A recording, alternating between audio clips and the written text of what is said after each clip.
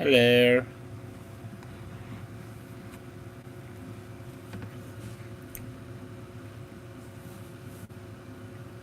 I think the other one's still... Oh no, I did close it. I think hopefully that one closed down.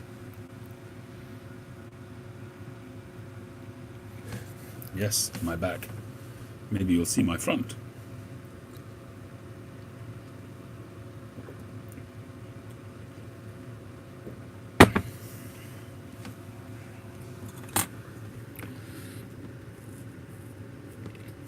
This is so much better, isn't it? You get to see my hands.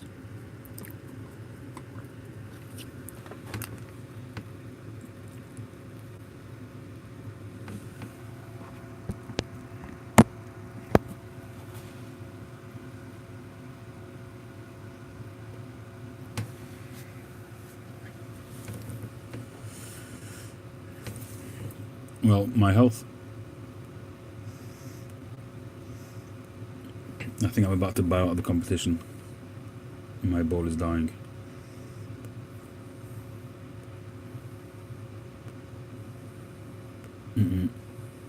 Last breath, and it's out.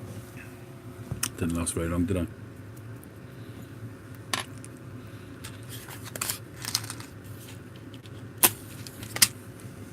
Health update. Well,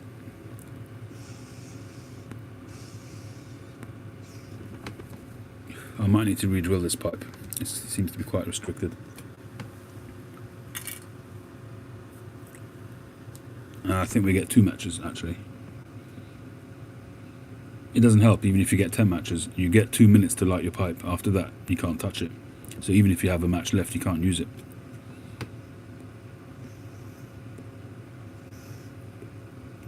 I think they give you a chance to prepare, pack your pipe, load your pipe, and then you get 2 minutes to light. So you do your charring light, and then you use your second match for your second light. Yeah, I think that's it. You get 2 matches, one for your char light and one for your main light, for your true light. I'll find that on the day. I don't know the exact details. All I know is that it's going to be a Latakia blend.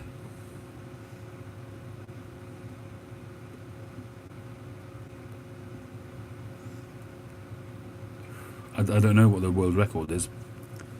Most people who win usually get somewhere between an hour and 40 minutes and 2 hours and something. 3 hours sounds like a very long time.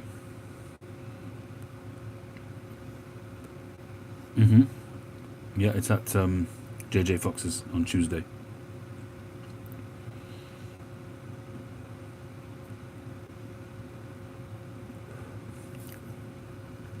I probably won't do a great time because I am quite a chugger. I tend to clench as well, so I really have to control myself.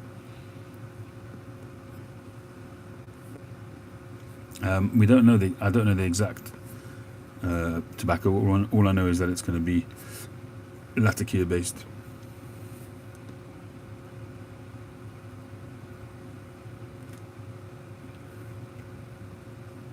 Nice tree, very nice, very appropriate.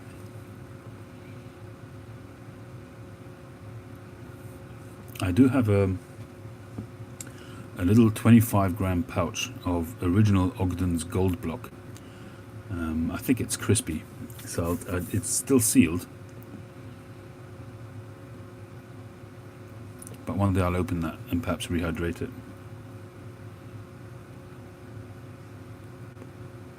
Blakemar pipes. I've had a couple over the years. I don't have one at the moment. I had a nice bulldog which I gifted to Dan. Remember Dan, the bike guy? I only see him on Instagram these days.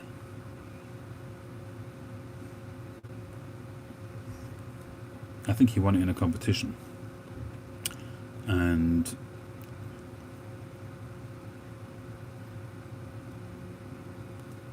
oh yeah, for sure, his pipes are very solid. I mean, his pipes will last you a lifetime. Like they're really solid. They're well made, well built, good quality, and amazing value for money. Absolutely amazing value for money.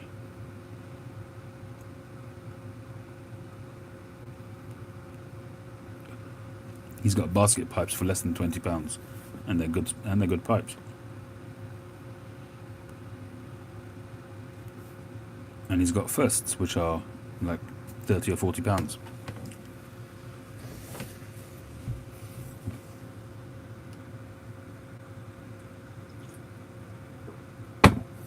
At last year's show at Nottingham, he had a table, and he had some freehands, like the Nording style freehands, for £50. And it was Eric, the blue collar pipe smoker. He saw my video and he saw the pipe in there, and he said, "Get me one of those." And he did, and he loves it.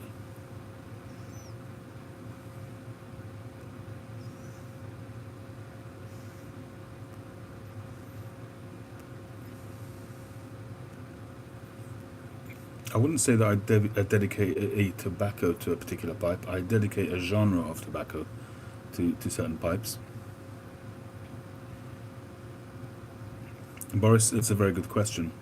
I can't always answer that. It's probably that this tobacco is still very wet, even though it felt a lot drier to the touch. But that's only on the sort of exterior of the tobacco. Internally, it's probably still quite damp.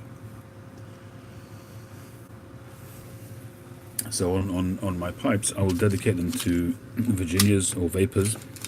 So the vast majority of my pipes at the moment are dedicated to Virginias and Vapors, and Vapors as well, on the odd occasion that I smoke one.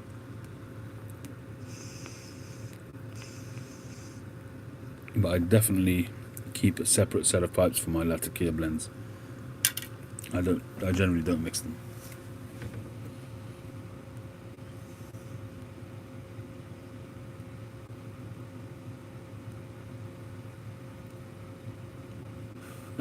Jordan.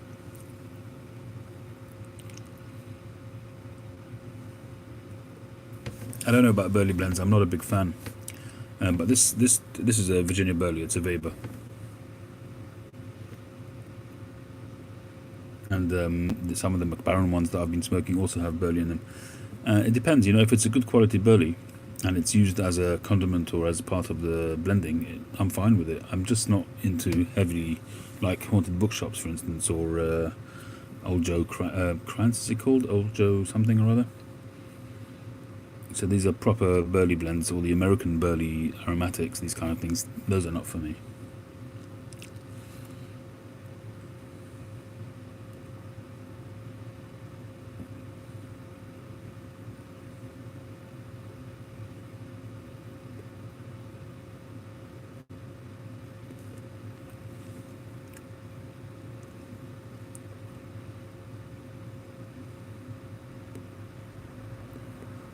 Yeah, I mean, it depends what it's blended with. Cigar slow smoke, that's a different ballgame, Kenjiro. I watched a bit of that. Yes, Daniel, that's exactly what it means.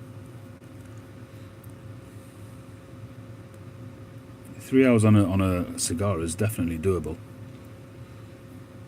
Depending on the type, on the size of cigar, I would imagine that was a world record, because it was done probably on a sort of Corona size or a half Corona. I don't think in the competitions that they have these very large cigars, they're usually around the sort of Corona or half Corona size. Otherwise, they'd be there all day.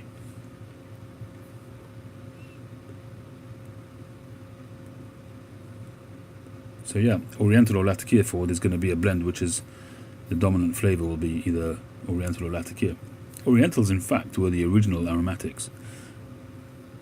What we call aromatics now is flavoured tobacco, but the original aromatics was Oriental tobaccos, Latakias, things like that.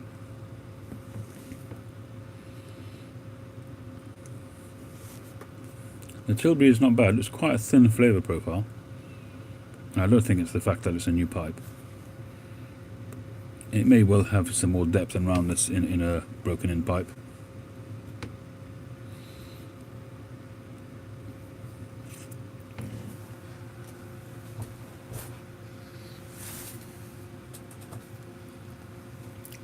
Lingering smell? Well, it depends what you're smoking, but cigars probably mostly will linger more. Nice one. But if you're smoking a granny pants tobacco, that might linger longer.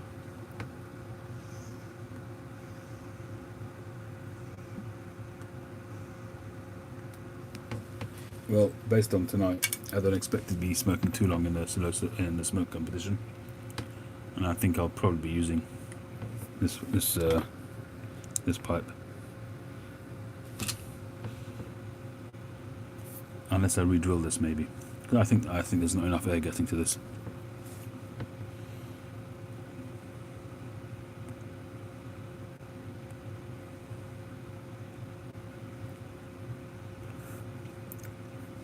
So Jordan, you mentioned before about the pinch in tobacco when you load your pipe. And for me, the reason why I do that, which I have explained before, is that you grab a pinch of tobacco, which when it's at the correct humidification, or humidity rather,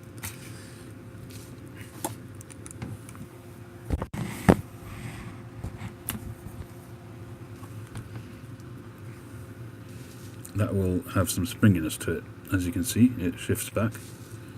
You don't want it to be crispy so that it just crumbles into dust, and you don't want it to be so wet that it stays in the position that you squeeze it into. But when it springs back, you want it to do that. So what I do is I just grab a good bunch of it, squeeze it together, push it into my bowl and let go. I don't push it all the way down. I'll make a little ball, push it in and let go, so it'll be occupying the top half of the pipe, and the bottom half will have whatever drops off this sort of bundle there, but essentially it'll be mostly air over there. And as you get through your smoke, you're tamping and it just slowly gets down there. But what it means is that there's plenty of oxygen in there to combust your tobacco.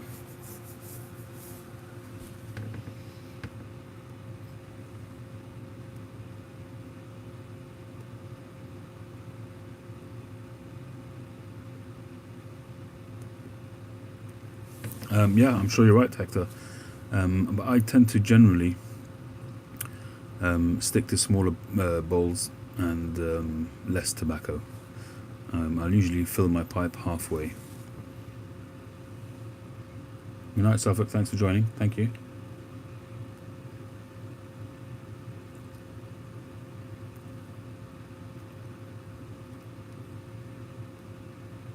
I think, Hector, that what you're talking about is probably going to have the biggest effect if you've got a wide bowl.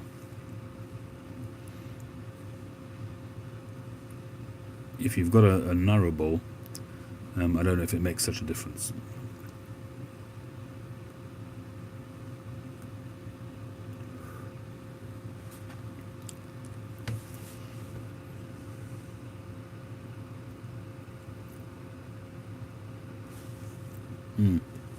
This blend is spicing up a little bit now.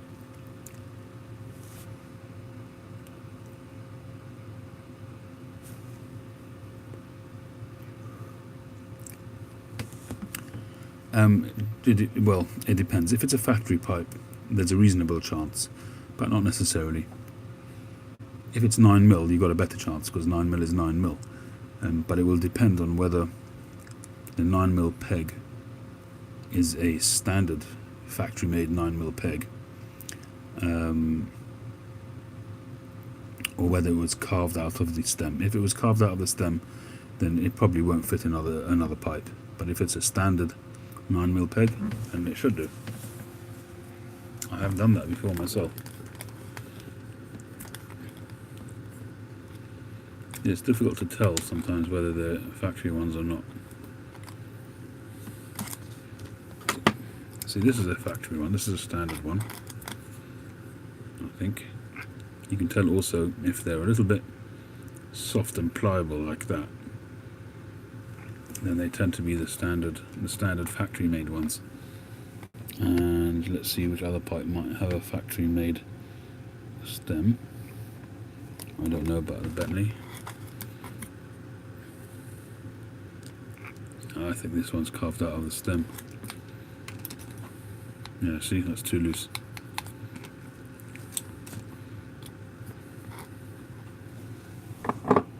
Maybe a 780. Yeah, that one might work. It's actually quite tight, but it works. I'm not going to push it, so I don't want to split the stem, the shank. But they often are interchangeable, is the short answer. Not always.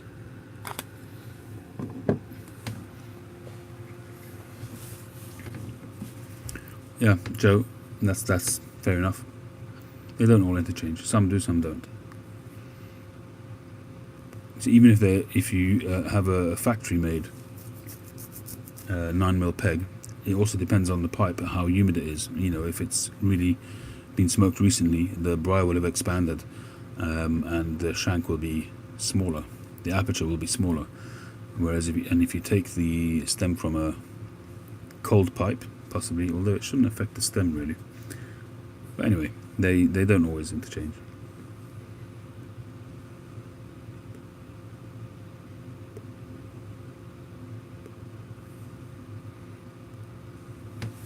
Yeah, pipe's going out again. I'm not even sure if we're allowed to tamp during the smoke. I would imagine not. What I want to know is whether or not we're allowed to sort of do that to increase the combustibility. That I'm not sure. I'm not sure if some competitions I've seen online where you're literally not allowed to do anything at all. And some of them, they let you do everything other than relight. So whatever you need to do, tamping, sort of putting your finger over the hole, all that kind of stuff, some of them let you do. So we'll find out on the day, I guess.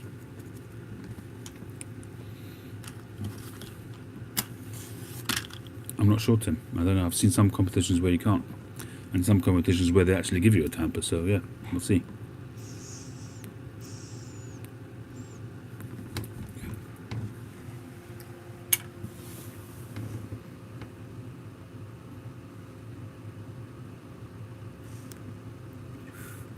Most times, Daniel, I do leave my pipes for at least a day or two before I re-smoke them. But occasionally, especially if I've gone out with just one pipe, which is rare, but it does happen, I'll just reload and smoke, but it's quite rare.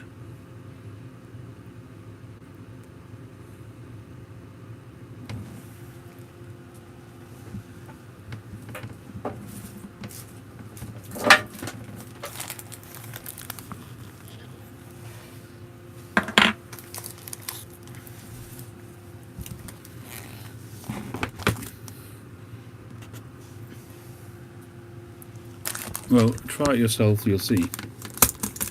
If you find your smoke output is decreasing and the combustion of your pipe is decreasing and you feel like it's about to go out, try it. Put your finger over the hole and draw.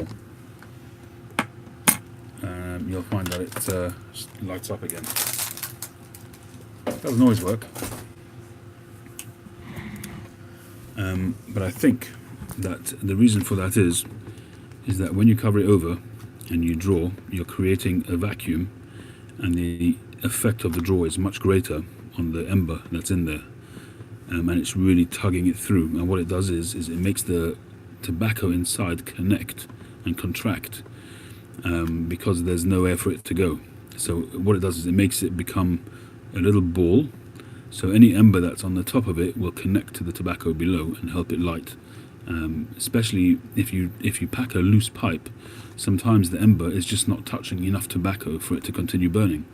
That's why you tamp. But if you do that and you draw, everything inside contracts, becomes one, so the ember will just ignite the next bit of tobacco next to it. I think that's the theory.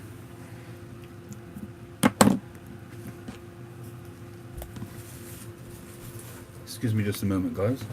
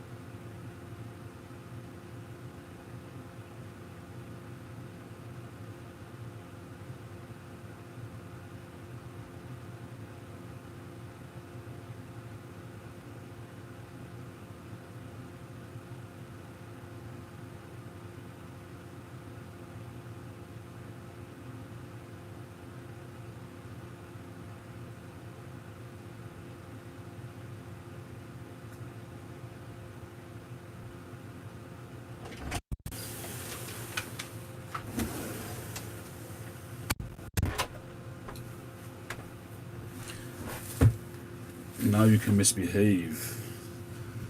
Oh wait, behave yourself, Hector. What you do in the privacy of your own home, it's your business. Hey, Maui. Mr. S-Bang himself.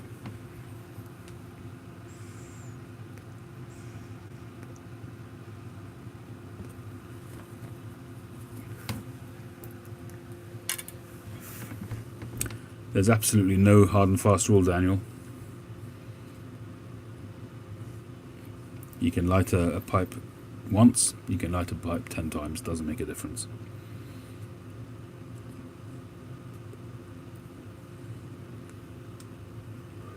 I've had a pipe which I've literally lit once, didn't even do a second true light, and gone all the way through the pipe. That would be ideal for Tuesday, but it doesn't happen that often. Thanks, Maui. Appreciate that.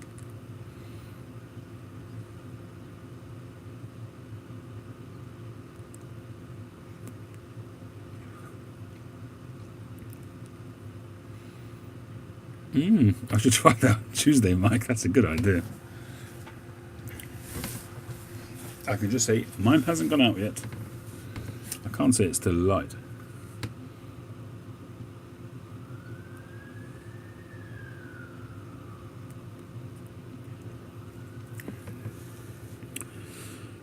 Well, based on this smoke being in a brand new pipe,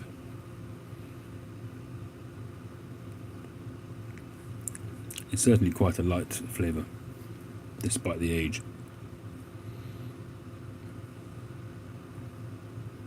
Mike was with us before as well, Quaker, Hector, but he was busy cooking. Cooking up a storm, no doubt.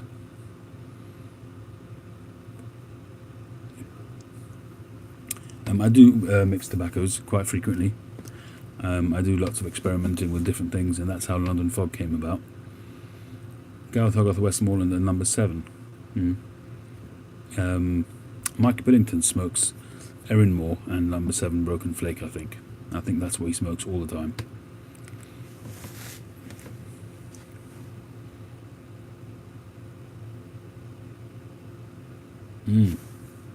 Yeah, I agree with you there as well, Boris.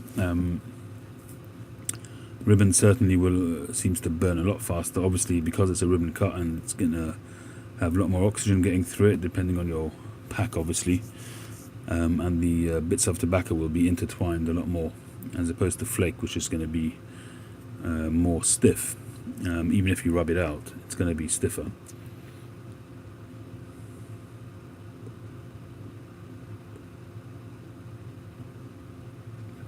Thank you, Art. How are you doing?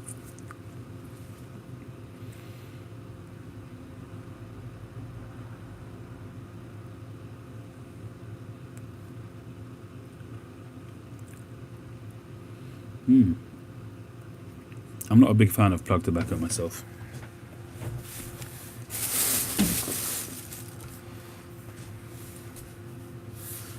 I would say that up until very recently, my favourite presentation of tobacco was definitely flake tobacco. But I must say that smoking Erinmore as much as I am at the moment, and that's a ribbon. It's not even a ribbon. I'm not sure exactly what you would call this one. I suppose it's kind of a ribbon. I'm enjoying that a lot. But I do like the way flakes look. They just look special to me.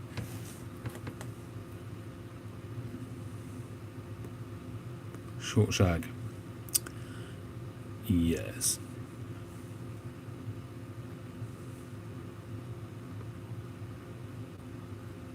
Hector, Sam, leave it. Oleg belts are awesome. They just look crazy. There's like 2 feet long, some of them.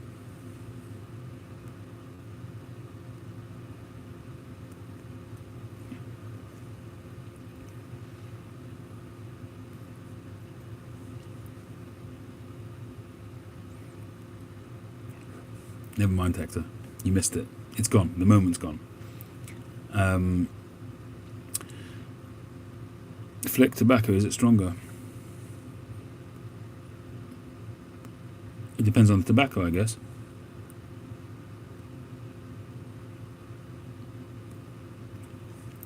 I know that the Erinmore flake is supposed to be richer and stronger.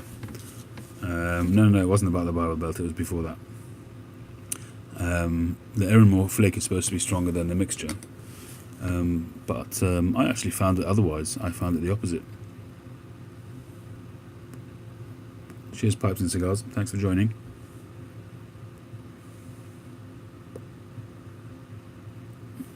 This pipe's going out again. A rope, okay. I've got some Reaver plug. I was gifted some by a guy called Justin. I don't know if you know him. He's on UKTPC. I've met him once or twice. I don't know. You could be right, Tim. I don't know. And he gave me a little bit of. He sent me a little sort of small brick of Reaver plug. I think I tried it once, but it's been so long ago. I think I've still got a little chunk of it left in one of my Tupperdoors, but I don't recall what it was like. A lot of people swear at how great it is.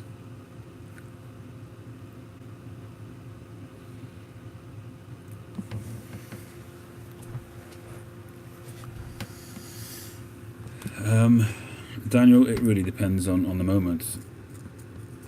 It really depends on the moment. I have been smoking more cigars recently than I was, say, 2 or 3 weeks ago, and before that I hardly smoked any cigars for about 6 months to a year. I mean, I was smoking them still regularly, but not as much. Before I went to 9mm pipes, I was smoking them literally, almost exclusively, hardly any pipes, for about a year. I was smoking sometimes 3 or 4 cigars a day. And nowadays, plenty days may go by without me smoking a cigar.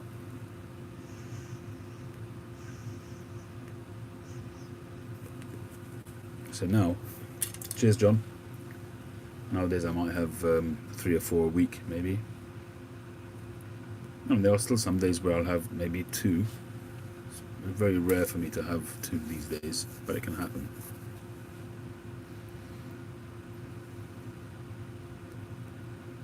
Yeah, a lot of people do say that, Hector. I personally didn't. I haven't yet experienced that. I tend to find that I'm in the mood for a cigar when I've either had a particularly heavy physical day or a stressy day, and I feel like I need to just blast my senses, and I only do them.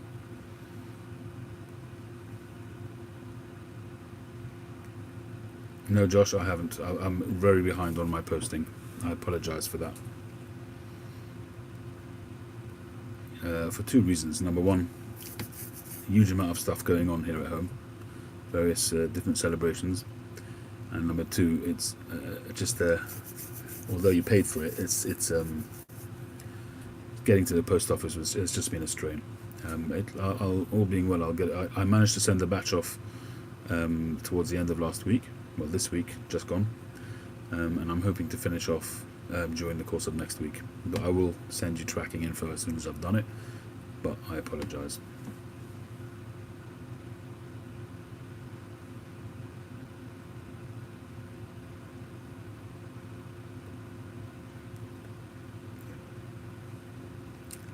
No, it's right here.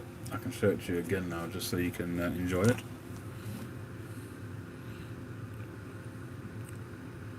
I've got to tell you, this is one of the cleanest bits of briar that I've ever made in a pipe. Despite having that little sand line there, it's a lovely piece of briar. A little bit of a plateau there, but it's really just such a lovely bright colour. There's some nice grain on it. Very happy with that one. I'd happily smoke that one. Happily. It's got a good balance as well in the mouth. I've only smoked it a couple of times.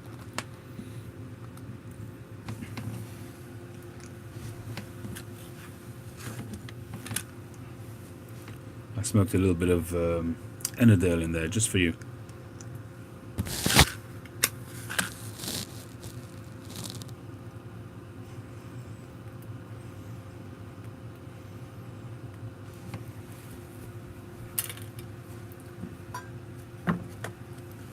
Just kidding, it's still a virgin. Unsmoked, of course.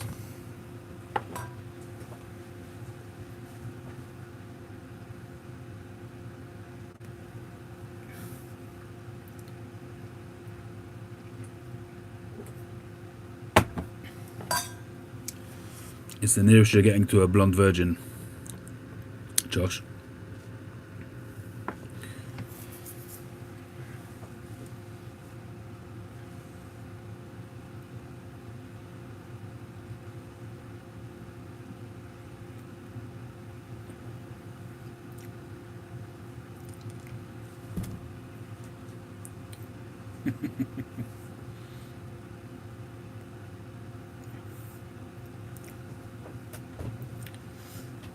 Again, Daniel, it really depends on what the tobacco is. If you buy, in the old days, if you would have bought some red cake McClellans in bulk, it'll be the same as red cake.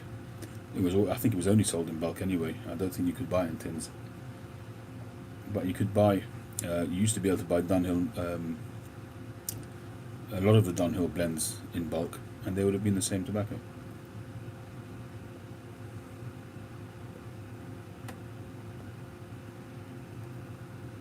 Thank you, Jimmy. You're making me blush here. But I'll tell you the honest truth. My knowledge on pipe making is nothing. Absolutely nothing. The more you do, the more you realise how little you know.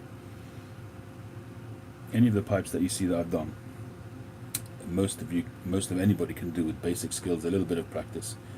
But the real skill, proper pipe shaping on a wheel, and to get round pipes and round shanks on a wheel, that takes some skill. That takes a huge. I think that will just be hours and hours of practice, and learning to do it in a way where so many times you'll carve a shape on a pipe, and when you carve one other area, you hit a different area, and you've got to go over it all over again. That kind of thing. I'm very happy that it smokes well. Art's very generous, we know that. Art's amazing.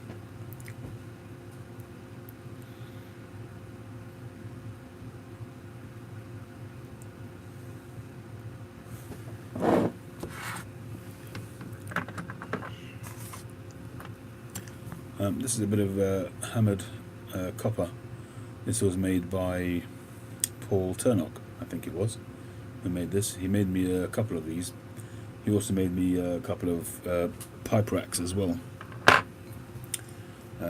He's a very handy guy, and he did for a while post quite a few videos on YouTube, and he still does post some pictures on Instagram. He's currently doing up a Volkswagen van, I think.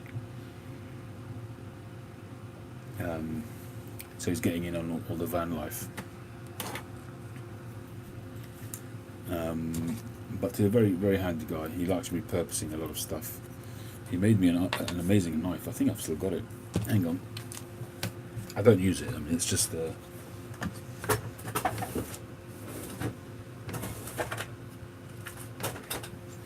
I have showed it before.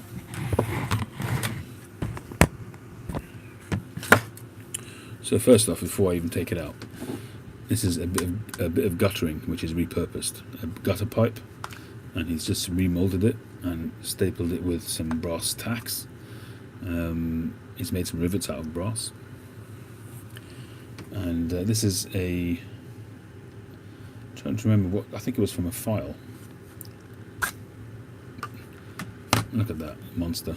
This was taken from a file, which he's flattened off the teeth of the file, and then obviously created that sharp edge, and he's put these I don't know what wood this is, and again put some brass rivets in there, and it's got an amazing balance to it as well. Really, really solid. But I've never actually used it. It's quite sharp. I have sharpened it. I don't know how well it would do if I was to use it in the kitchen or anything like that. I don't know if it would dull very easily, because it's not made out of knife metal. He's literally repurposed you can see that's the edge of the file there. You can see that there and all of that. But this is going back a couple of years, and it's just been sitting in my drawer. My favourite car. Hector can answer that for you.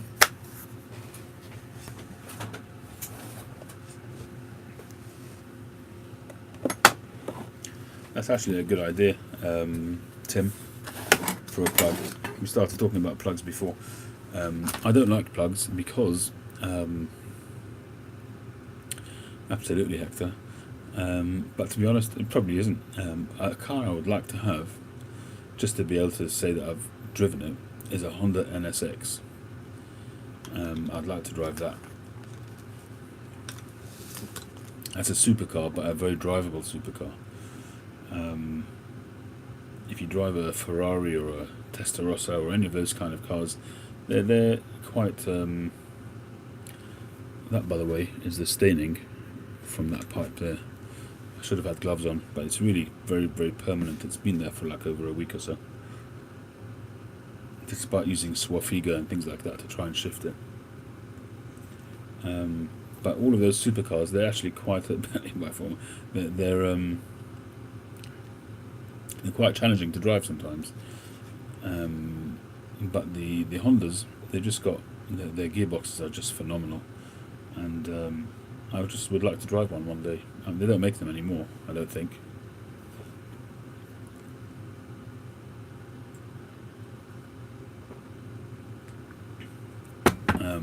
Probably the favourite car that I've had up to now probably has actually been a Honda. Going back about 30 years ago, I had a Honda Accord, a 5-door, 5-speed, 1.8, small car. Here in the UK, the Honda is the Accord that I had was a small car, it was a hatchback, and it drove like a rocket. It was a 1.8, which was pretty powerful for that size car. 5-speed, which again, it was in the early days of 5-speed gearboxes. A manual gearbox, and I used to love driving that car. The gearbox, so slick, so smooth. You know these paddle shift ones, or if you've got an automatic gearbox where the gear lever shifts over and you can do sort of semi-automatic. It was so easy. It was like driving a semi-automatic. Very short shift on the gearboxes from each gear. Really like very small shifts from one to the other. Very small, concise, smooth movement on the gearbox. Absolutely loved that car. So much so that it got written off at one stage. It was rear-ended, and it got written off. It just wasn't worth repairing it. I bought it off the insurance company because I just loved it so much. But there was definitely something iffy with it after the crash, so I got rid of it eventually. But that was probably my favourite car. The new versions of the Range Rovers are actually very, very nice.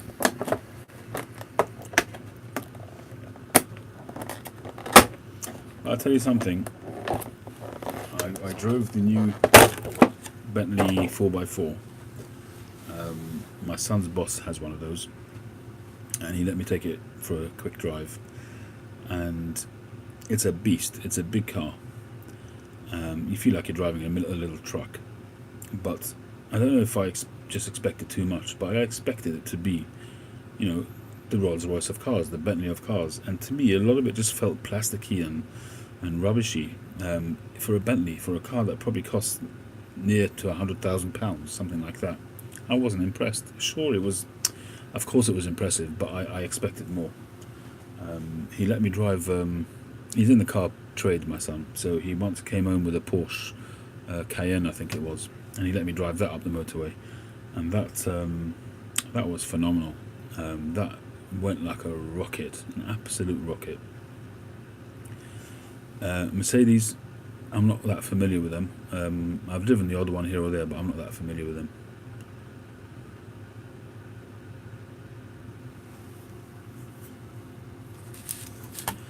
One of these days, Maui, I do want to get stateside. When that will be, I don't know. I've heard some murmurings from one of my sons that he's studying at the moment in Israel, and he's a good lad. He's a intelligent young man, and he was approached by a community out in America, I think in Chicago, possibly. Yeah, Chicago. There you go. You can get to the pipe show. And he was approached by a community, and they were offering him a rabbinical position. Not a rabbinical position, but a position in the community to go with his wife and family. They would give him an apartment, a good salary, and basically he'd be looked after. But he's at the moment he's training to be.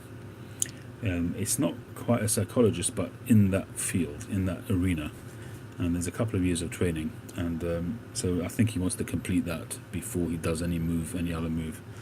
So if he was at some point to go out to the States, then I guess at some point in time I'd go out there to visit him. So it's a possibility, but just for the hell of it, I probably wouldn't go. Although I can sort of tolerate flying, it's not something which I would enjoy for such a long flight. I've been to America before, but it's been a long time. Europe is just ideal for me. I mean, I don't put it this way. I enjoy flying, but once it gets past 2 or 3 hours, I get fidgety. Up to say 2.5 hours, I actually do enjoy it. I enjoy the spectacle. I enjoy the takeoff. I enjoy the landing. A lot of people don't enjoy that part. I actually do enjoy it. When I first started flying, I didn't enjoy it. And I used to be one of these guys sitting bolt upright in the seat, gripping the arms of the chairs. But nowadays, I mean, if you look at some of my videos where I've done when I went to Switzerland and that kind of thing, you can see I'm filming the takeoff and landing. So I don't mind the actual flying itself. It's just that when it gets too long, and you just get bored and fidgety, and your mind starts to wonder about the safety of the flight and all of that. That tends to creep in for me after about the 2-3 hour mark. Up to then, I enjoy it.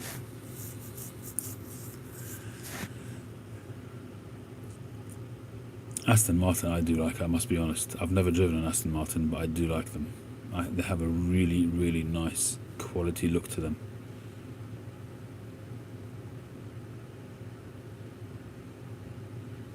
So why don't you move there, Hector? What's holding you back? Very capitalist society for you, Hector, no?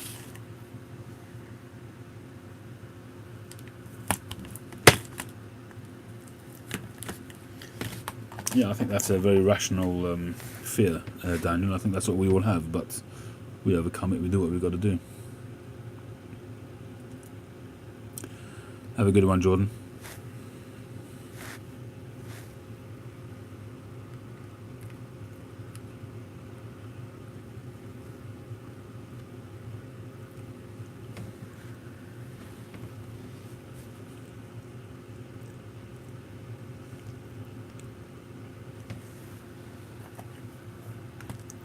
DeLorean as in Back to the Future.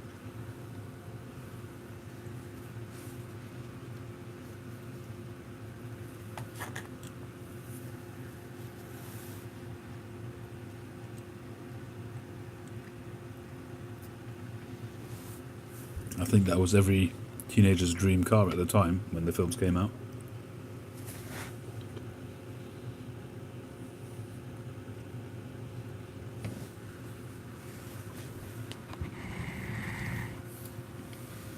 I haven't actually smoked this one yet. This is an Escorti, which I got on eBay.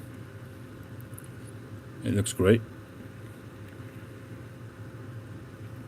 Looks to be in pretty good condition. I just have to get around to cleaning it out and getting it ready for smoking, and I haven't yet done so.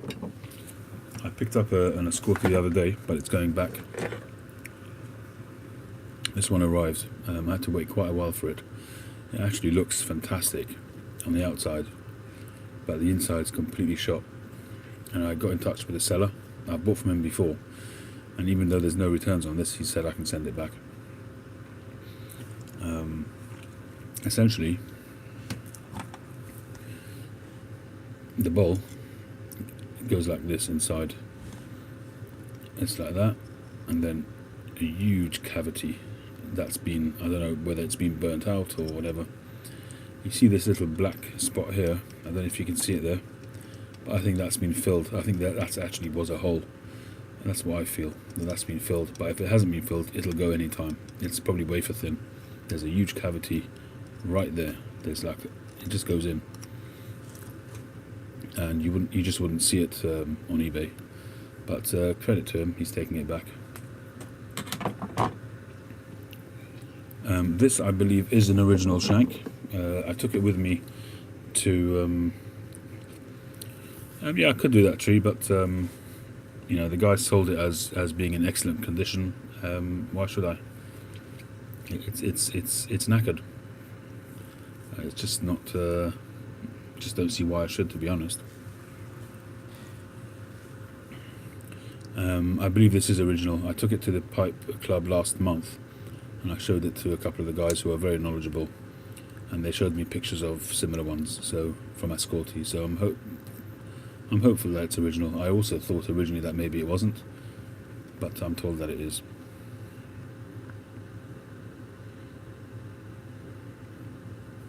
There you go, Mike's verified that for you. So I've still got to just get this one ready. Just give it, I'm not going to do the whole salt treatment or anything like that, just clean it out with alcohol. We'll do it at some point.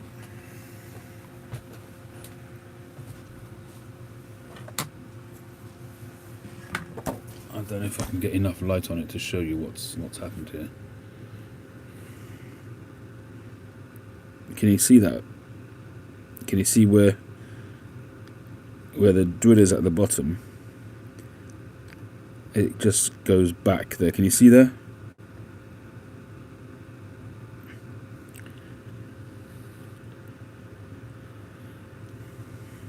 I don't know if you guys can catch that. There's just a huge hole there. It's like a chasm, which just goes all the way back, and it's literally, there must be a hair's breadth left of briar there. And it's, you know, yes, it could be repaired and all of that, but I don't think I'm being unreasonable in sending it back.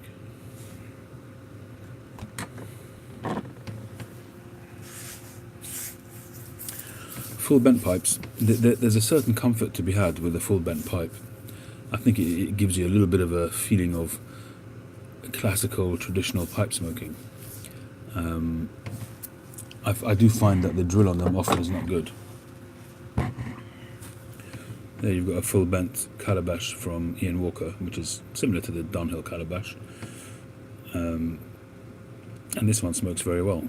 And often you'll see on full bent pipes there'll be some kind of adornment in order to, because they'll have had to have had quite a close sort of access to get any kind of semblance of a fair drill to get to the bottom of the bowl. So usually what you'll have is they'll drill that and then add something to give it some height, which is what is done here. So when you look at the shank there, there's no indication of anything untoward whatsoever. I mean, it's not untoward, it's just what you have to do with bent pipes. But there's nothing there at all, because that's an addition. If you were to go in further, I don't know if my phone will give you enough light.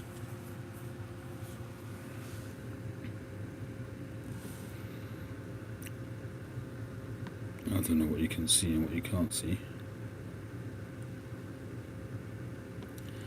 Actually, on this one, he may well have managed. Not sure.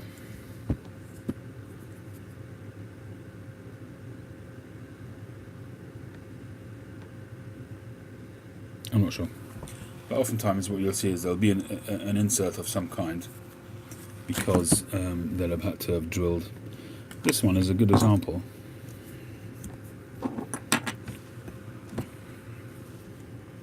This one, when I was setting this one up and lining it up with all the drawings and everything, I actually did pretty well. and you can see there the drill is not bang central because I couldn't in order to get to where I wanted to on the bowl, but you can see a little bit of a divot just there at the bottom of the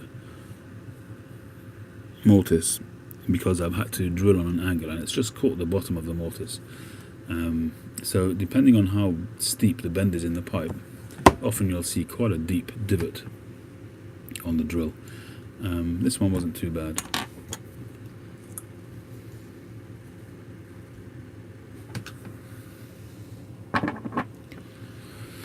A calabash pipe, for the most part, as far as I understand, is where you've got almost where the drill is at the bottom and it's straight up, and so you've got usually like a U-shaped pipe, often where it looks like the shank is continuous,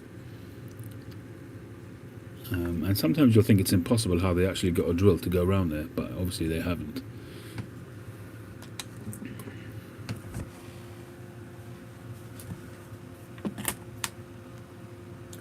I've had really poor experience with Peterson's overall, you can imagine.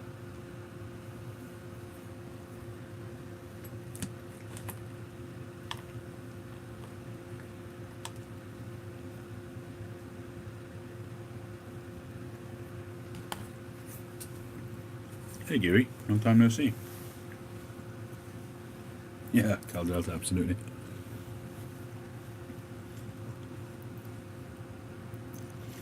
Tilbury was okay. Didn't set my world on fire. Nice and fruity, quite deep fruit, but quite thin in terms of fullness in the mouth. I do need to try it on other pipes. Obviously I've tried it on a brand new pipe, which I've just started my first smoke on this pipe tonight, so it may well be different quite significantly in another pipe, but overall, oh yeah, high nicotine, I didn't get that.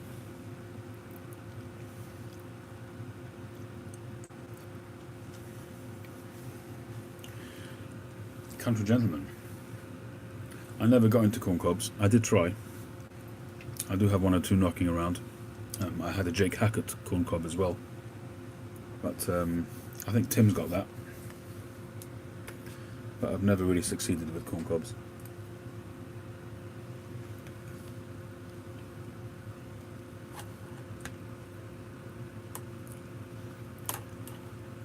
I haven't tried HH Old Dark 5. People keep telling me I should try it.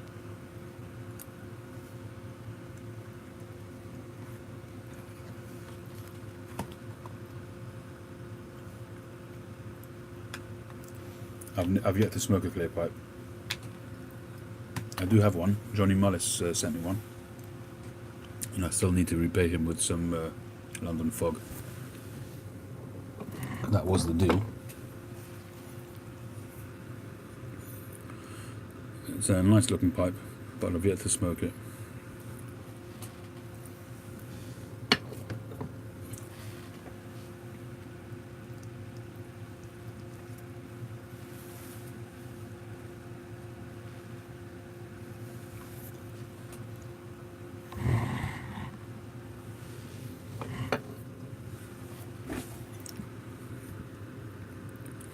So it's a very rudimentary kind of thing. They're usually, I think they're made on molds. It's got a really tight draw actually, but there's actually nothing you can do with it. You can't change that in any way.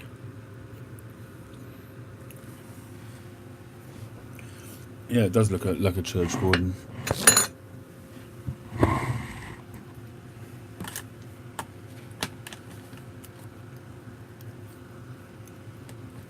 Supposed to give you a really dry smoke, a bit like meerschaum. It's really porous.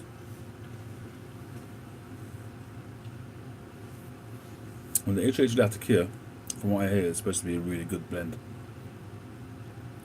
I think that's supposed to be kind of a replacement for vintage Syrian, no?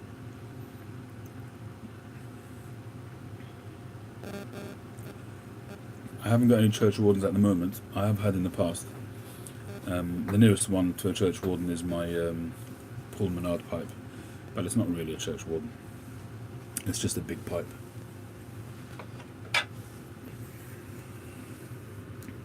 That's this one here, which I don't smoke very often. It goes back to what Hector was talking about before. It's got a huge bowl, and unless you're going to fill it with tobacco, it doesn't really work.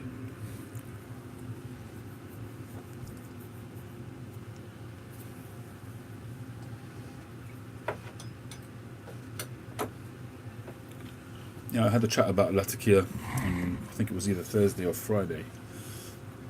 Talked about Latakia in one of my videos. Yeah, I may well have a new stem put on that pipe actually, because that pipe was converted to 9mm by Ian Walker of Northern Briars, and he said he'll replace the stem because the stem he gave me was inferior to the one I had.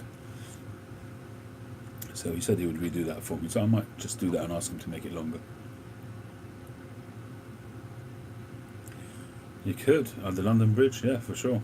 There's lots of them there apparently, broken ones. People used to smoke them once and then snap them in half and chuck them into the water.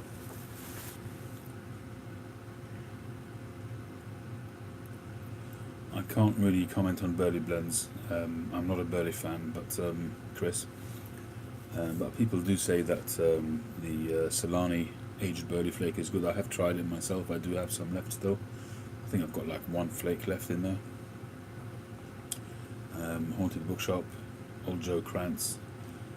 But Haunted Bookshop is pretty punchy stuff.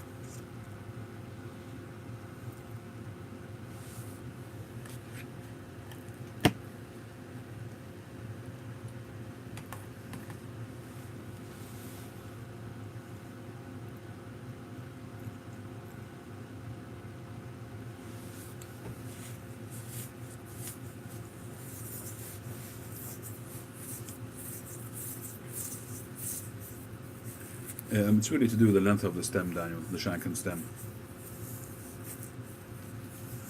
It's not so much of whether it's straight or bent. Cheers, Mike.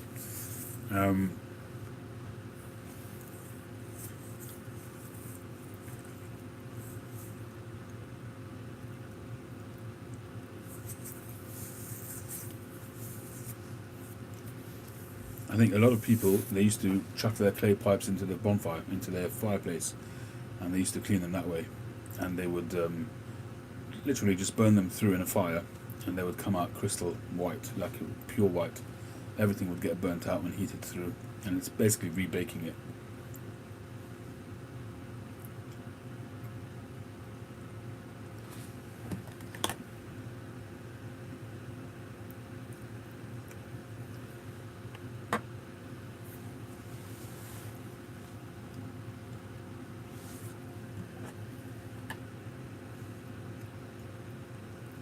There you go, Chris. Hector's helped you out on the Burley.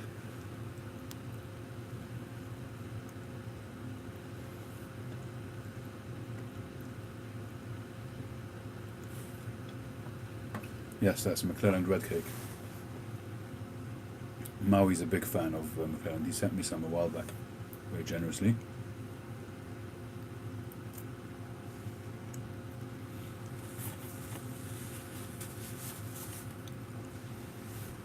And Daniel, it hasn't got further to travel because it's bent. It has further to travel because it's a longer stem. It's just a different shape. The bend doesn't extend it.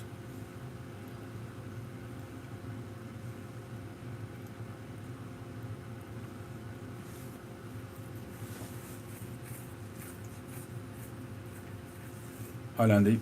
Well, I did that this evening with this pipe. I had my first smoke. I coat the bowl with honey. And that's it. And I load up and I smoke. But the truth of the matter is, you can just put your tobacco in and smoke it. People talk about half filling it and all of that kind of stuff. But you just got to smoke it and get a carbon layer going. That's all you need to do.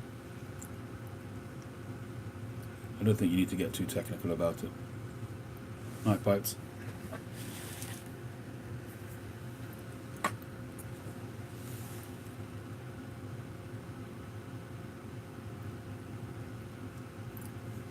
Churchwardens were originally called Churchwardens because Churchwardens used to use the longer.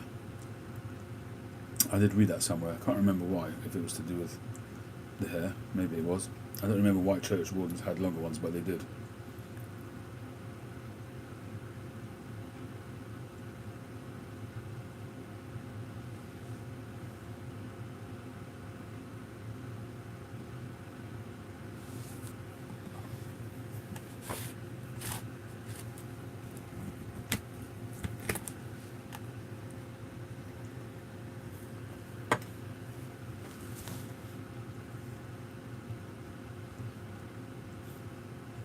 There you go. Generous Maui. Generous to a T.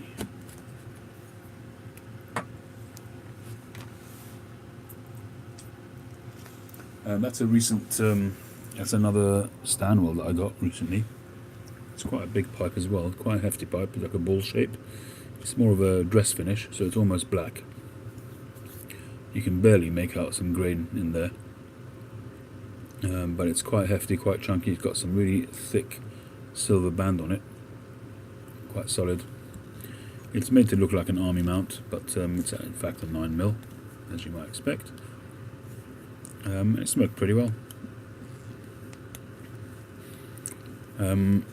Yeah, I think so. I think I like it. I haven't smoked it enough really to say, but only smoked it either once or twice, so a bit early days yet on that one.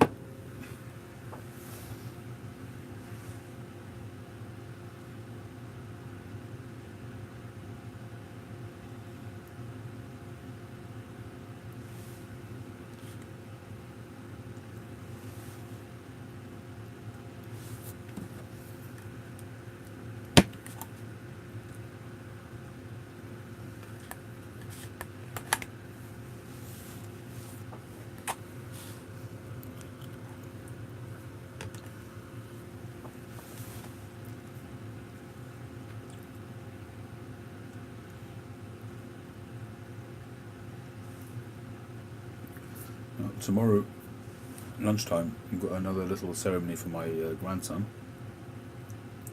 which brings this whole season of celebrations to a close. That's the final bit of celebration for now anyway. So we're looking forward to that. It'll be a bit of a lunchtime, it's kind of a lunch affair, which is being done by my son-in-law's family. Up to now, everything's been done by us. So it's about time they took some of the load.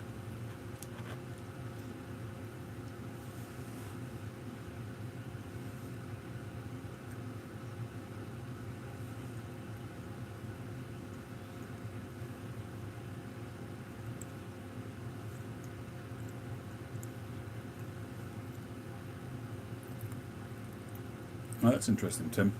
I don't think that's what I read, but it could be, it makes sense. Cheers, Kenjiro.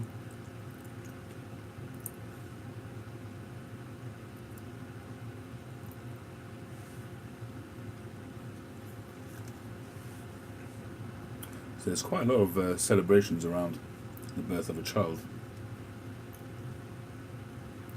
The mitzvah was awesome. He did us he did us proud. He really did. He performed very well.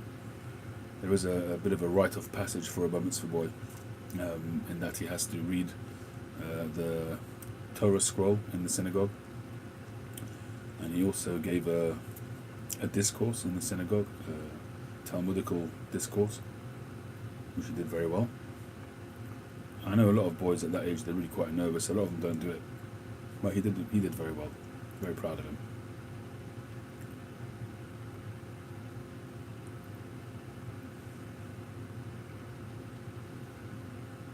I haven't smoked the Moretti at all.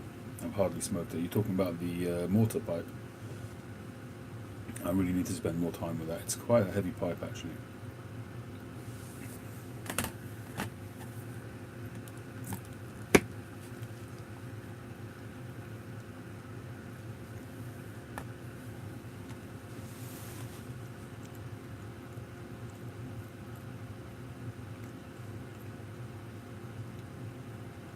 I do find that when it comes to new pipes, new pipe materials, that I'm quite lazy. I enjoy the briar so much that when it comes to meerschaum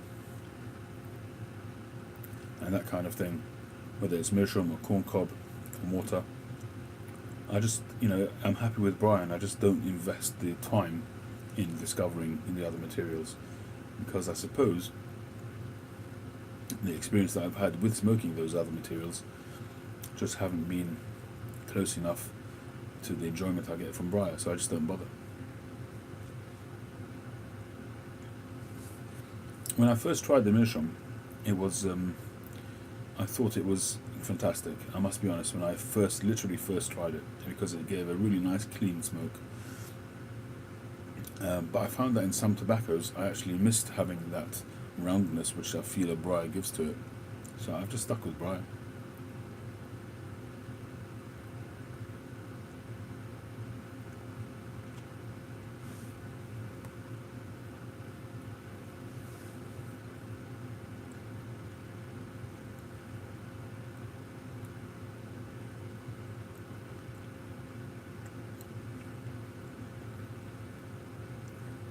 So how does a Churchwarden rest on a pew better than a non-Churchwarden?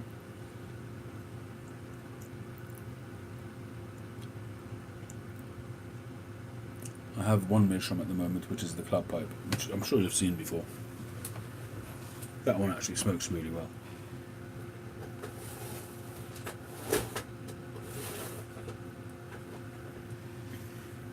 I did have another one from the same maker, but I traded that with Peace Piper, with Nathaniel. That's the club pipe from 2018. It's got a little bit of colour to it. It does actually smoke very well. It's getting there, it's getting some colour. But I don't smoke it enough to really get some major coloration.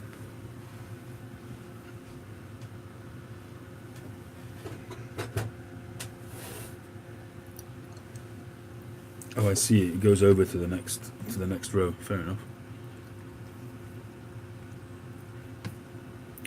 I'm not that familiar with the interior of churches, so I don't know. It is 9mm, yeah. Nice one, Del. Cheers. I don't think I'm going to win. Not by a long chalk.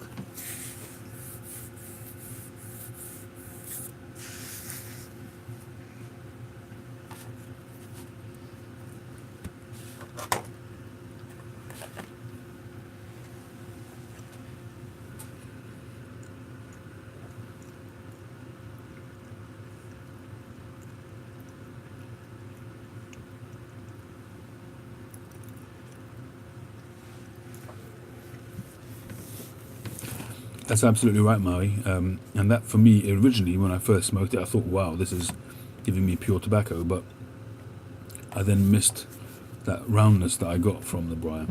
So the briar sometimes lends something to it.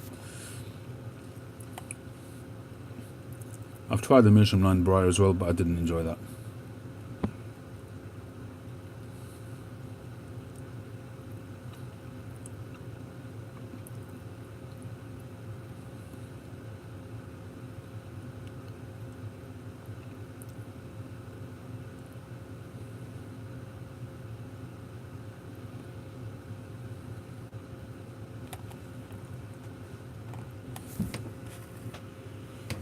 Well, the original Churchwardens would have been something like this clay pipe, just longer.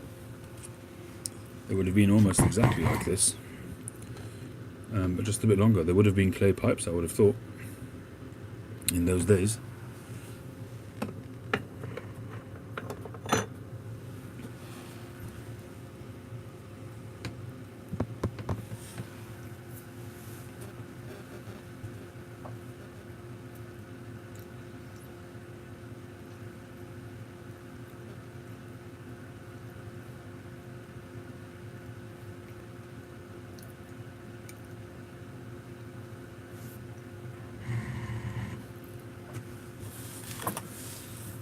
Right, I think that's pretty much done. There's a little bit left in there, but I'm not going to continue with it.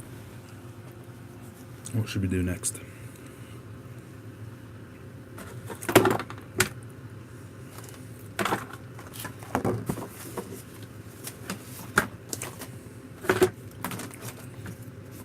Where's my tin?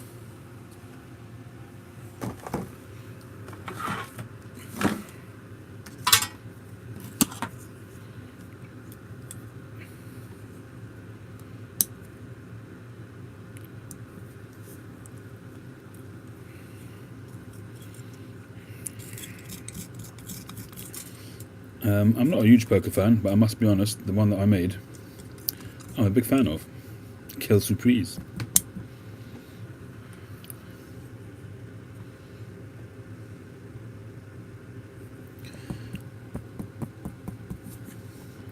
See, if you have a look in there, you've already got a bit of a coating in there going from just the one smoke, and that's the honey.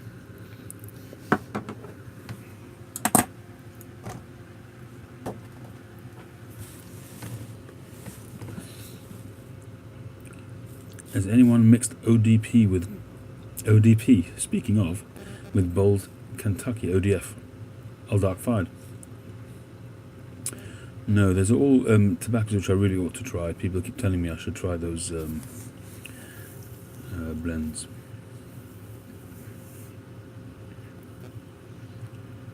Did you see who? Somebody mentioned him. Oh, it was Mike. Mike mentioned him the other day.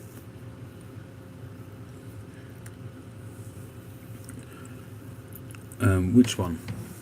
The Peterson one? I guess you'd call this a pot. The number on it is... where is it?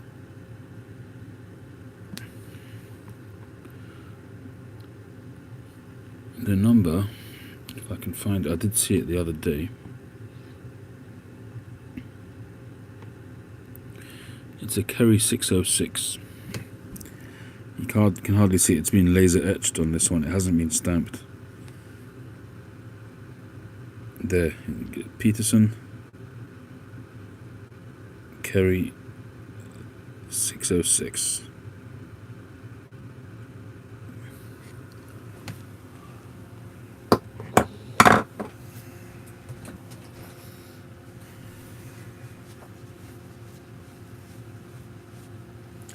That's what I've heard, Doug. It's probably why I haven't bothered trying it yet.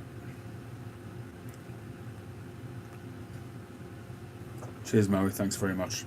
We will be in touch again, I'm sure. No doubt. Enjoy the... talk about flip side. You've been flipping today probably more than I have. Burgers and hot dogs, no doubt. I've still got the t-shirt. Not that it fits me or anything, but still got it somewhere.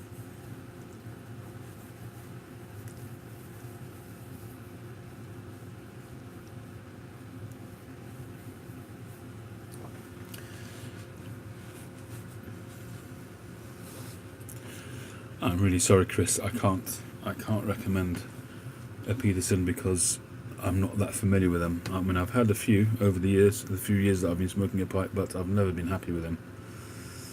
So I don't want to turn you off them because I'm sure the majority of them are absolutely fine. I've just not had a good experience with them. So, excuse me. I don't know where you live, but I bought this one from GQ Tobaccos for about £42, an absolute steal. He's still got them online. He had them at 48 or so, and then when I spoke to him about it, to Sam, he actually put them lowered the price even more to about, I think it's about £42 or £43. It's an absolute steal. So, get that.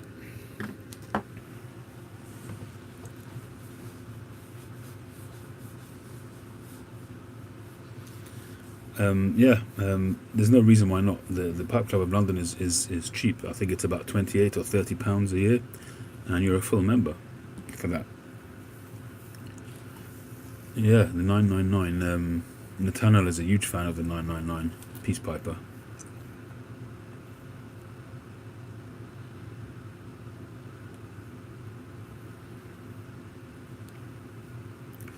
What size have you got, Maui?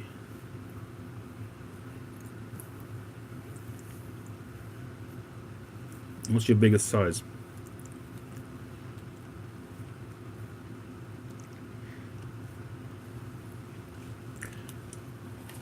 Well, you could chuck in a 4XL.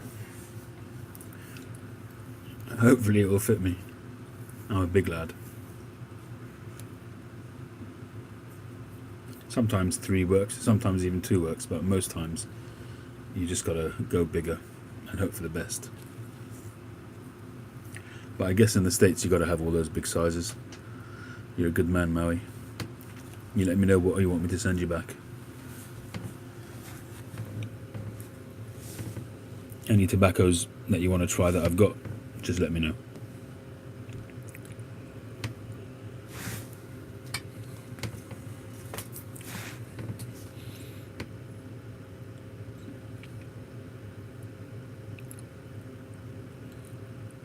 Hey Doug.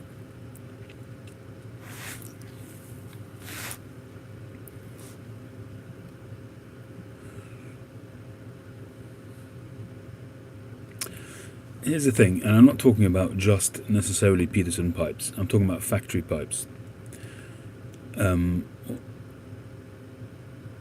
Factory pipes in general. When you've got a company, I don't know Ben Wade pipes, sorry. When you've got a company that sells pipes, say at 40 or 50 pounds or dollars, but also does high grade pipes and sells them at $200, $300, $400, $500, for me there's a question there.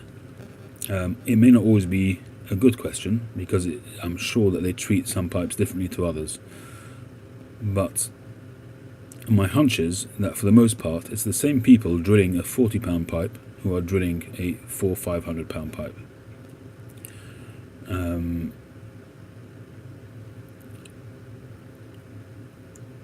But when you take say Artisan pipes, and Maui will attest to this because he's got some seriously high grade pipes, you know,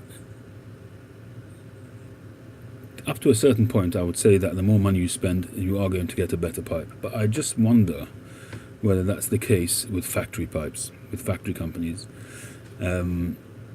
The experience that I've had, you could spend 2-3, I've had really high grade Peterson pipes which were just atrocious. They just didn't smoke well. And you can have some pipes which are for 40 or 50 pounds and smoke phenomenally. If it is the same people and they allow a pipe to go out, even if it's say 100 pounds, and they allow a pipe to go out with a poor drill, I would imagine that, I would like to think that if they're selling a pipe at 400-500, that they are choosing them a lot more carefully, that the grading process is going to be much more critical. I would hope so. But in my experience, my personal experience, I know I keep saying it, but there's a huge fan base for Peterson pipes. But my personal experience has been a poor one. I haven't really enjoyed them. If you want to talk about Castello pipes, talk to Mike. He's Mr. Castello. I have yet to own a Castello pipe. To be honest with you, until very recently, I would say Dunhill also had a production issue.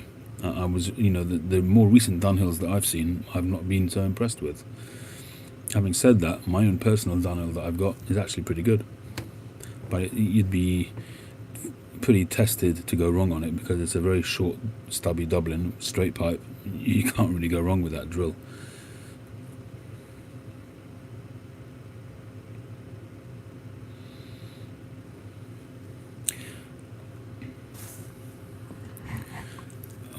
Based on my experience, I would agree with you, Giri. I would say that they do have production issues. But obviously, Tim's had a good experience with them, so it could just be my experience. But yeah, Maui, I agree with you. The older you get, the better the pipes are going to be. I've certainly seen that with Stanwell pipes.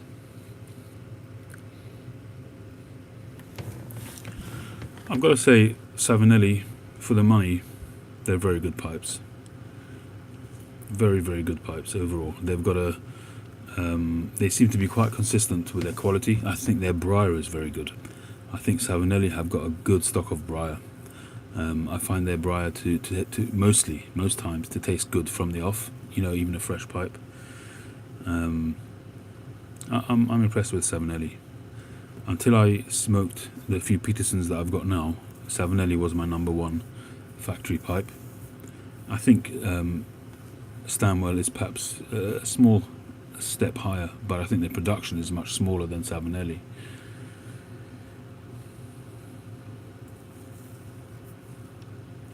It's a good question about the draw and the airflow, because you'd expect them to be the same. They're probably all made on the same machines. You'd expect them all to be the same.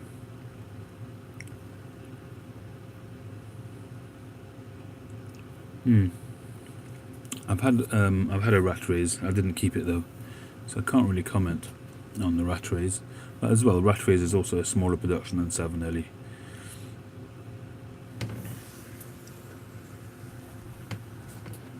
I think they're made in Italy as well nowadays, aren't they? Or is it Germany?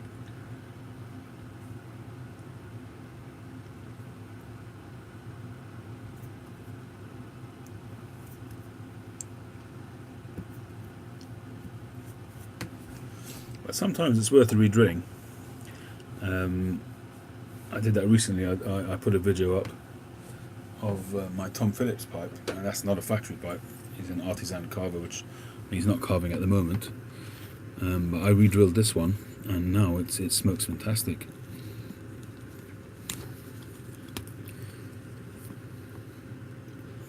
I took a bit of a risk re-drilling it.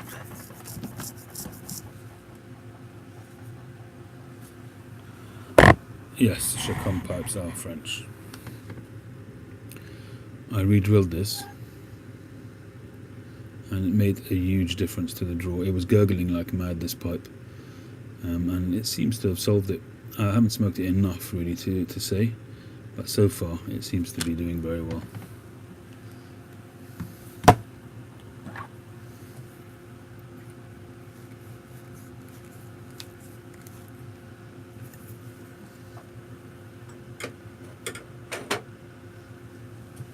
My Chacon pipe smokes very well. I've only got one Chacon pipe.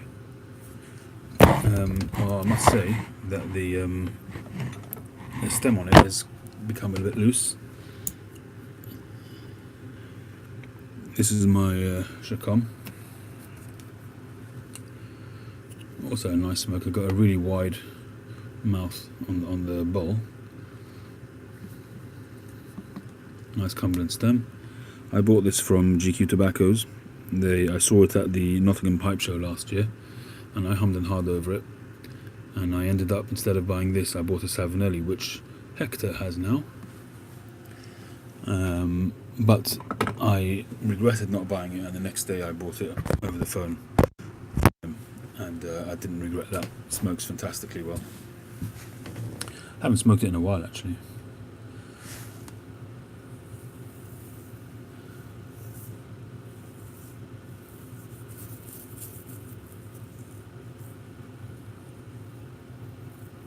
Yeah, it was originally Charles Rattray, Scottish.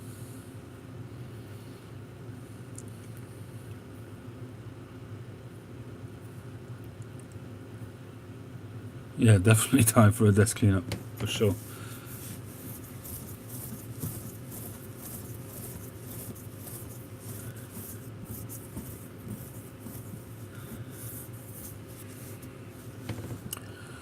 Yes, Meeks, the Nirups are nice. The Nirups are nice. My Bulldog smokes very nicely. The flamey one I haven't smoked as much as I should. It's a lovely looking pipe. Smokes well too.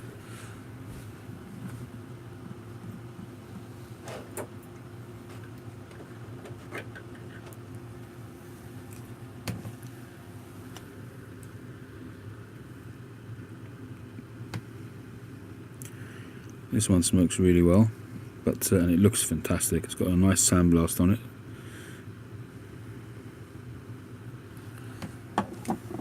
Cheers, Maui. Good to talk to you, as always.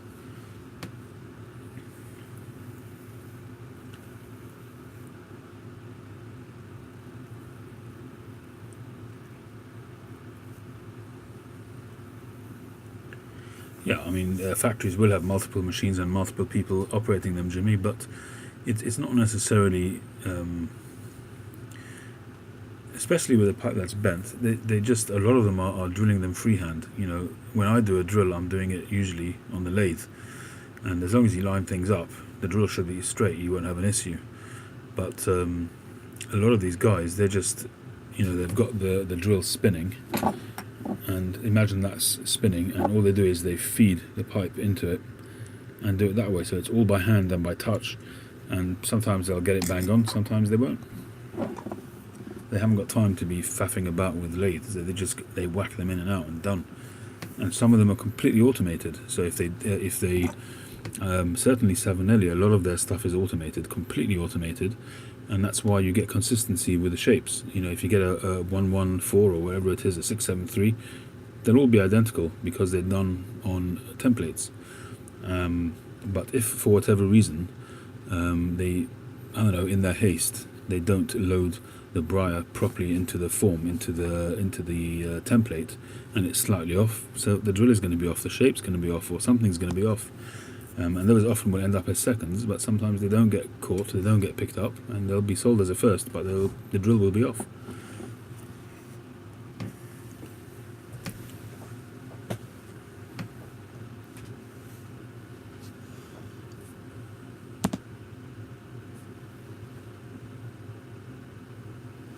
For sure.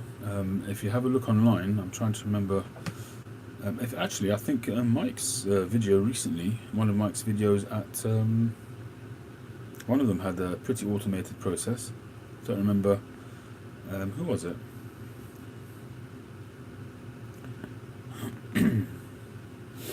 He was at a pipe maker's recently.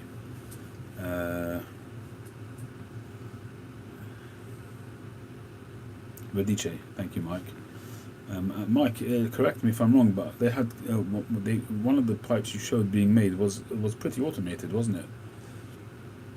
I mean, they just loaded up the briar and they had 2 or 3 machines which went at it from different sides and did different things. Am I right?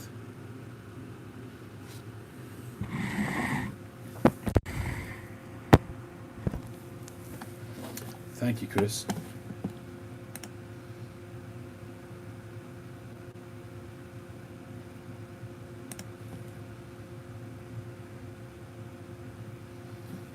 Right.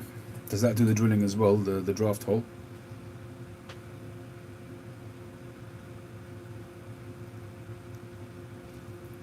Yeah, I think I've seen a video of either the Stanwell one or a different company, but I've seen them where they have a whole row of pipes going at the same time.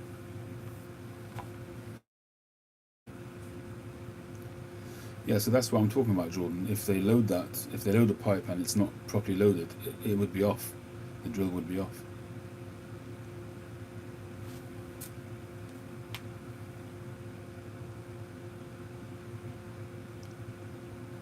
I might have seen that one, Cal Delta. I think you're right.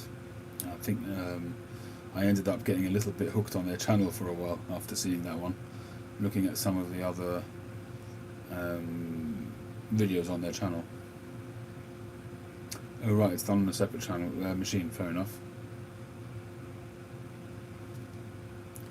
But you could imagine on an automated system where it could be off if it's not loaded up properly. Yes, Daniel, I do. I use, I think it's a 4mm pipe, 4mm drill bit for my draft holes. Some people do smaller draft holes, but I do 4mm simply because the vast majority of mine are 9mm filtered pipes. So it kind of, rather than doing say a 3mm, I do a 4mm, so it counteracts a little bit of resistance that you get from the 9mm filter. So it still gives you a nice smooth draw.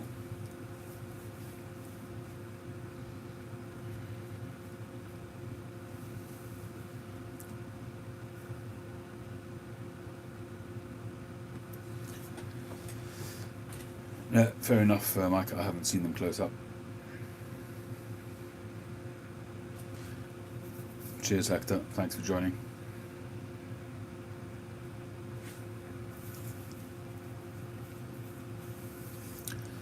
Well, I think that's a good juncture with which to close tonight. So I'll say, unless anybody's got anything in particular they want to chat, any topic at all, I'm always open to discussion. But otherwise,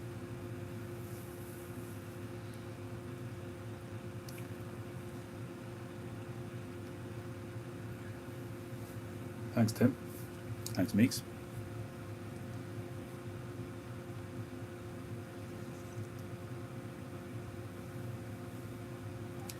Not in my experience, Daniel. Some people do say that, but I have not had that experience. I find you're always going to hear me wax lyrical about filters, because for me it's just been a complete game changer for me.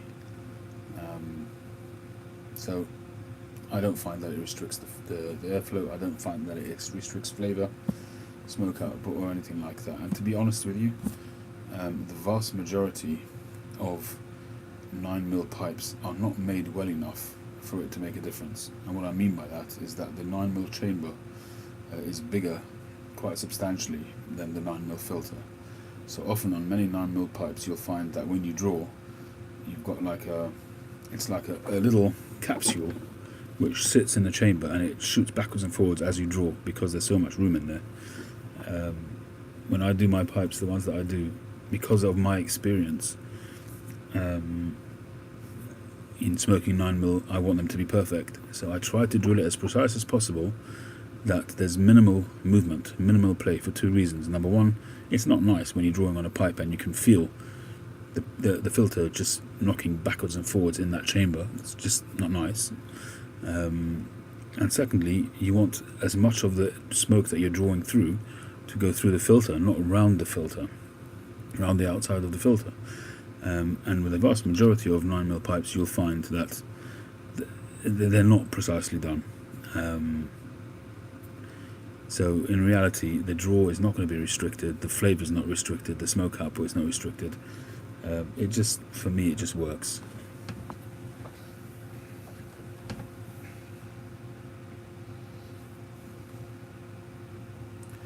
Yes, it would be. It is tricky, because it is and it isn't. If you're a person that really sort of pays attention to detail, it's just a matter of measuring it up and making sure that you get it right. But you generally, it's a natural thing to do, is to allow some room for error. So you by instinct you allow a little bit more room, so you don't have to re-drill. Because once you take it off the lathe, you don't want to have to reload it. So you drill it and make sure that you're okay on the first drill. So often that will mean that there's a little bit of play in there. But I do try to get it right. I don't always get it right. In fact, as a result,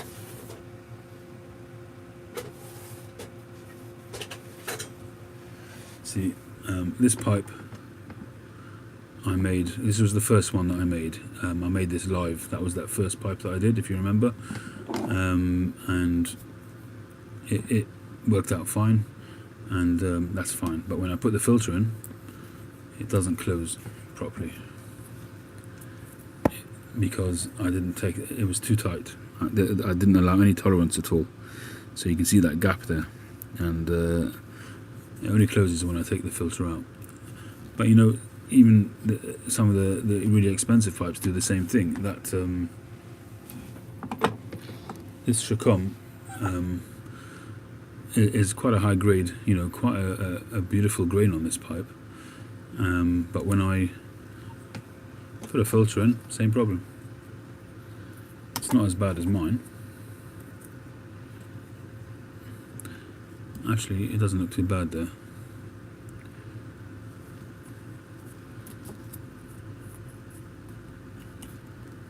No, it actually looks pretty good there. No, I'll take that back. I thought it was worse. Anywho, Savinelli pipes, a lot of them are 6mm. I find that quite frustrating, actually, because they make theirs for the balsa filter system, and although there are some 6mm carbon filters, there's not a lot. I think there's the Elephant company that makes it. You can't find that many 6mm carbon filters. So if you're happy with the balsa wood ones, then there's a huge range of 6mm filtered pipes from Savinelli. But I find that quite frustrating, because I think there's less 9mm pipes from Savinelli these days. Thanks, Jimmy. I do think that they're doing more and more 6mm as opposed to 9mm. Because the truth is, a 6mm pipe you can get away with not having a filter in it for people who don't like filters. It's only 2mm above what a lot of people drill anyway. But for me, I'm not going to sort of buy 6mm and then have to seek out the 6mm filters and faff about with it, so I just stick with 9mm. There's enough out there. More than enough. Too many already. I've always got too many pipes. Anywho, thanks everybody.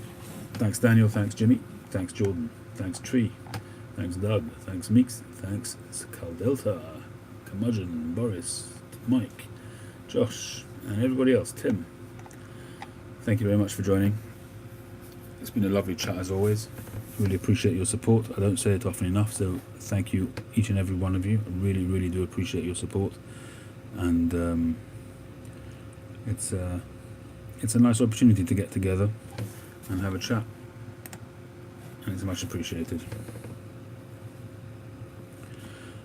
It's only 6 and 9. There are other types of filters. There are you can get the 3mm sort of tubes, the paper tubes, which work to an extent, and you've got the Canadian one. What's it called now? I can't remember the name now, but the Canadian one, which has got a different type of system where you draw through the filter. It's a similar kind of idea to the is it Denicote, the 3mm one. The 3mm one you can fit into many pipes without any adjustment. But for me it didn't take out enough of the moisture to reduce the tongue bite enough, so I just didn't carry on with it. Anyway, nighty night everybody.